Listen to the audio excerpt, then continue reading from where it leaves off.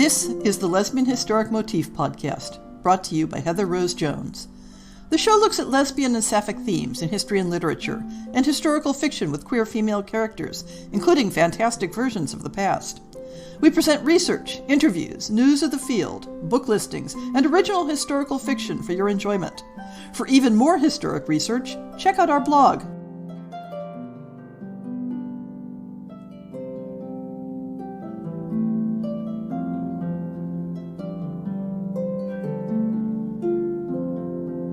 Welcome to On the Shelf for May 2021, and welcome to episode 200.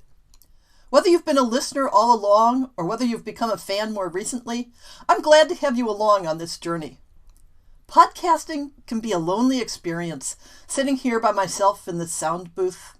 Well, okay, I don't actually have a sound booth. I have a home office with a view of my garden and the occasional background contribution from my neighbor's motorcycle. But in any event, for all that podcasting is about reaching out and connecting with an audience, I don't often get a chance to actually connect with you. So for our 200th episode celebration, I decided to invite you all over for a party. That is, invite you all to join our Discord server and drop by for a chat. If you aren't familiar with Discord, it's a type of private chat board similar to Slack or Teams with both text and video options. You can sign up for a general Discord account for free and then ask me for an invitation to join the server. Contact me through Twitter or Facebook or through the Alpenia website. The Discord is for both the Lesbian Historic Motif Project and for fans of my fiction and has a steady trickle of people chatting and geeking out about various topics. I'll be hosting the Podcast-versary party on Saturday, May 8th, more or less from when I've had my coffee in the morning until when I crawl off to bed in the evening. That's on Pacific Daylight Time for those calculating time zones. Drop by to say hi, to chat about history, to squee about your favorite books and media, all very laid back and informal. I'll talk a little more about what this milestone means to me at the end of this episode. Historical fiction is pretty small potatoes in the lesbian fiction field, but we're going to have a bit of representation at the annual Golden Crown Literary Society conference being held online during the month of July. I proposed a panel discussion along the lines of what historical fiction means to me, that is, to each of the participating authors, and it was accepted to be part of the programming. I'll give more details on scheduling and content as we get closer. Someday, I'd love to see if we could put together an online conference on queer historical fiction in general. Now that people are getting a better sense of how to make online conferences work, I think it would be a real possibility, and certainly easier than trying to put on such a niche event in person. The Lesbian Historic Motif Project blog is in the middle of my short series of recent books on gender crossing. I spent most of April working through Ulla Klein's literary study, Sapphic Crossings, Cross-Dressing Women in 18th Century British Literature, which studied specific motifs in the narratives around female husbands, cross-dressed pirates, actresses in breeches roles, and novels with cross-dressing characters. While Klein's book used the lens of how historic people viewed and talked about gender crossing, Jen Mannion's book, Female Husbands, A Trans History, applies a different lens, looking specifically at the phenomenon of 18th and 19th century couples who lived lives that appeared from the outside to be heterosexual marriages, where one partner had been assigned as female at birth but is read as male. I suspect it will take me all of May to work through Mannion's book, but if I finish early, the next lined up is Emily Skidmore's True Sex, The Lives of Trans Men at the Turn of the 20th Century. This book will complete the spectrum of approaches to cross-gender lives, operating specifically from the viewpoint of modern approaches to gender identity and performance. In juxtaposing these three books, with their spectrum of approaches to related subject matter, it isn't my intent either to create or to blur category distinctions among the historic individuals they discuss. Rather, I hope to explore how approaching historic gender identity from these different angles can help both authors and readers to develop a more nuanced understanding of how a variety of identities can be depicted in historical fiction in a manner that is both accurate and sensitive. I haven't acquired any new books for the project, but I'm very excited about one I just pre-ordered today. It's an English translation of Sandra Boehringer's Female Homosexuality in Ancient Greece and Rome. I had the French original in my database, but with no hope that I'd ever make the time to struggle through it. I've previously bemoaned that comprehensive studies of sexuality in the classical world skim so briefly over female material when they take note of it at all. So I have high hopes for this book. The new book listings are a bit lagging behind release at the moment, with only one actual May publication and the rest catching up on the March and April books. June will be different. I already have about 10 June books in the spreadsheet. Sometimes that's just how the release dates cluster in the calendar. We start off with a couple of March releases. T.L. Dickerson continues the Cofield Chronicles, set around the U.S. Civil War, with Hearts Under Fire from Sapphire Books. The series is following one of the popular Civil War plots, with a northern woman fighting for the Union in disguise as a man and encountering romance and danger in the form of a Southern belle.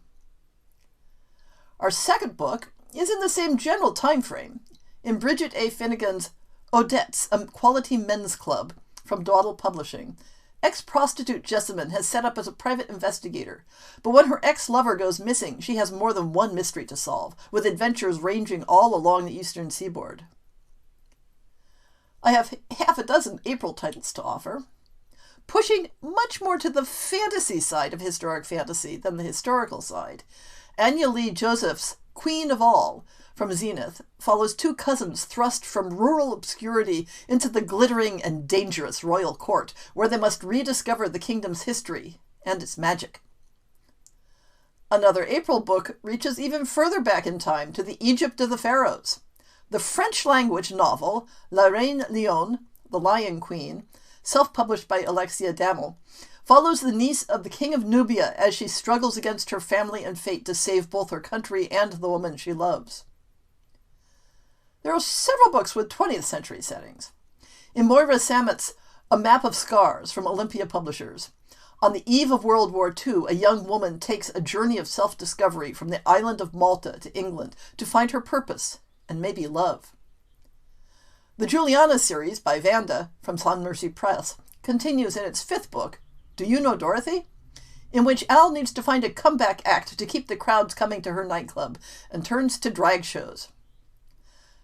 Susie Ray has self-published a pair of Victorian stories in a single volume. Lady Charlotte, Two Lesbian Romances. Charlotte has a sexual epiphany in the arms of Lady Lydia, but happiness may be standing even closer at hand in the form of her adoring lady's maid. I get a vibe that this may be a fairly steamy book, which you may take as either a plus or minus. The next book may also be very much a matter of taste. The Inverts, by Crystal Jeans, from the Borough Press, follows the lives of Bettina and Bert across the 20th century. Having discovered neither of them is interested in a heterosexual relationship, they decide that getting married to each other is the best option, before plunging into the roaring 20s and beyond. The book appears to be only available in the UK at the moment, and I'm going to advise potential readers to check out some of the Goodreads reviews to see if any of the content advisories there might put you off. In brief, the protagonists aren't very likable people, and the text has some odd angles that aren't for everyone. The solitary May release that I could find advance notice of is Renee Dahlia's self-published Her Lady's Melody in her Great War series. Two women, widowed on the same day, are looking for purpose in the wake of World War I. They may be each other's best hope of comfort, but secrets from the past stand in their way. My own reading is still dragging along. I devoured Nhi Vo's novella, When the Tiger Came Down the Mountain, in a single gulp. It's a story within a story about a shape-shifting tiger and her scholar girlfriend, and difficult philosophical questions such as, under what circumstances is it permissible to eat someone you've shared a bed with? These are very tigery tigers. The story is set in the same mythic alternate China as her previous story, The Empress of Salt and Fortune, which I also loved. I'm still debating what to do for an essay this month. I'm poking at the topic I was thinking about previously, which is about the process of researching the roots of modern folklore of lesbian history. You know those stories that get passed around about people and events and symbols where everyone just knows they're true, but no one can offer you a source? Yeah, those ones. It's a tricky subject to tackle, because the stories are passed around because people connect with them emotionally. And that means they may be very invested in their truth value. but I'm fascinated by the ways in which such things take root, by which ones get altered and which ones maintain their original forms. And there's one particular myth that I was present for the birth of, which makes a useful object lesson. At the end of this month, we get our next fiction series installment. I'll be narrating Catherine Lundoff's The Adventuress, continuing her series about female spies and pirates. A few more of these, and there could be enough to publish a collection, which I certainly hope will happen someday. I promise you all some more thoughts on this, the 200th episode of this podcast. I never intended to start a podcast. I never intended to start a history blog. What I did intend was to collect, read, and synthesize as much information on queer history and women's history as I could, so that when I set out to create historical fictions of women who loved women, I would do it in a way that was true to history as well as being true to my vision. I have loved studying history all my life. I don't have any illusions about the past being better than the present. I don't want to live in any century but my own, though these days my own is nothing to write home about. But I love the sense of awe and wonder I can get from contemplating lives both different from my own and yet connected in essential ways. I love the way that the study of history can take me somewhere else, can let me be someone else for brief imagined moments of time. When I first began to understand my sexuality, I had a deep need to feel how that connected with the past. To be able to imagine who or how I might have been as a woman who loved women in other ages. I wouldn't have been the same person, just as I wouldn't have been the same person as a writer or as a scientist or as a craftsperson in other ages. But I wanted to know. I wanted to feel ownership of that past. When I first began looking for information on lesbian history, back in the late 70s, the great blossoming of academic interest in the history of sexuality was barely beginning. Very little was published, and what there was could be hard to find. For the first couple of decades of my search, it was like wandering on a beach, hoping to find a pretty shell washed up by the waves, or if I were very lucky, a bottle with a message in it. I started to put together a collection of information, the sort of collection of pretty shells and rocks a child takes home from summer vacation. Then I learned where to go diving. But it was still more of a dragon's hoard type of collection. I stored up books and articles, anything that looked like I might find it useful someday. But I'd barely scratched the surface of reading them, only the ones directly related to my own small projects. One of the things I learned in my decades doing research for historic reenactment was that the most important part of any research project was simply knowing what types of information on my topic existed.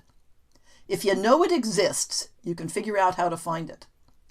But what if you have no idea what types of data survive, or how that data might be relevant to your questions? I'd spent a lot of time tracking down research on peculiar little topics just because they interested me. I'd gotten rather good at the whole what sort of data exists part of the question. I knew my way around academic libraries and journals, and I knew that lots of people didn't have that starting point. How do I know this? Because one of the most consistent themes I hear when interviewing authors of sapphic historical fiction is how difficult it is to find information, how hard they had to work to research how their characters would have experienced their sexuality, how very little there is published on the topic. I won't contradict the difficulty of the task, but it simply isn't true that the information doesn't exist. I have a database of nearly 1,000 publications that speak to sapphic lives in the past. So it's frustrating to hear author after author tell me that the research is impossible, that invention is their only option. When I started the Lesbian Historic Motif Project blog, I had one selfish reason and one altruistic reason. The altruistic reason was to take that familiarity I had with the available research on lesbian history and make it easier for other people to find the information they wanted without having to reproduce my decades of poking around on library shelves and bibliographies. I wanted the same thrill I always got when someone came to me and asked, "How can I find out about Viking clothing, or Roman cooking, or Old Irish poetry?" And I was able to drop a large stack of books in front of them and say, "Let me take you on a guided tour." there wasn't any physical place or group or event where I could do that for lesbian history, but there was my blog. The selfish reason? Well, the selfish reason was that I'd been gathering up all these historical publications and hadn't gotten around to reading a lot of them. And I needed a structured motivation to do that. Setting myself a schedule for reading and blogging about all those books and articles was the most reliable way to motivate myself. I'm all about the schedules. The podcast was a little different. When I started the Lesbian Historic Motif Project, I already had a blog. I even had a set of regular readers on that blog, back when it was on LiveJournal. It was just a matter of writing things up and posting them.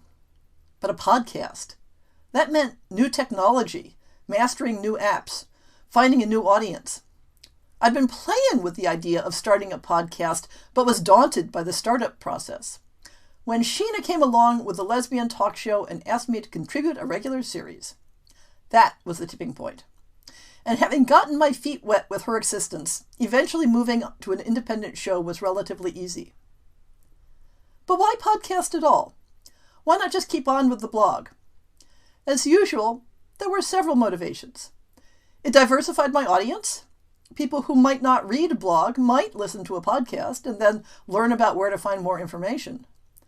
Podcasting gave me an opportunity to make connections with other people in a way that blogging didn't. I had 1 or 2 guest bloggers for the project, but writing blogs for someone else's site is a lot of work. People are much more willing to be interviewed, especially if they have a book to talk about. Yes, books. The blog was very much focused on the historic research end, but I wanted to do something to boost sapphic historical fiction, too. A podcast was much better suited to that.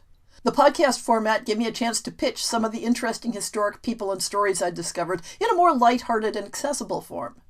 It was more suited to some of the peripheral geekery I enjoyed doing, like my show comparing gender identities to the meanings of prepositions. And the podcast helped one of my dreams come true, to be a publisher and boost the field of sapphic historical fiction by helping put it out into the world. That's something I doubt I'll manage in the print world, but broadcasting audio fiction was just one small step further for a podcast. 200 episodes is a lot of episodes. It's a grueling schedule. I've never yet missed a deadline, though there were times when I squeezed out a break by doing reruns. And there's some satisfaction in that. And there's satisfaction in the thought that maybe somewhere out there's a listener to the Lesbian Historic Motif podcast who gets inspired to go out and learn more about lesbian history on their own so they can write a glorious and wonderful historic novel which someday I will read. And maybe, just maybe, they'll let me know that I inspired them. If I've inspired you, or if you just enjoy the show, or you're curious to meet me outside of the podcast airwaves, or you just want to say hi, stop by the Lesbian Historic Motif Podcast's 200th Podcast-versary party on our Discord server. I'd love to see you there.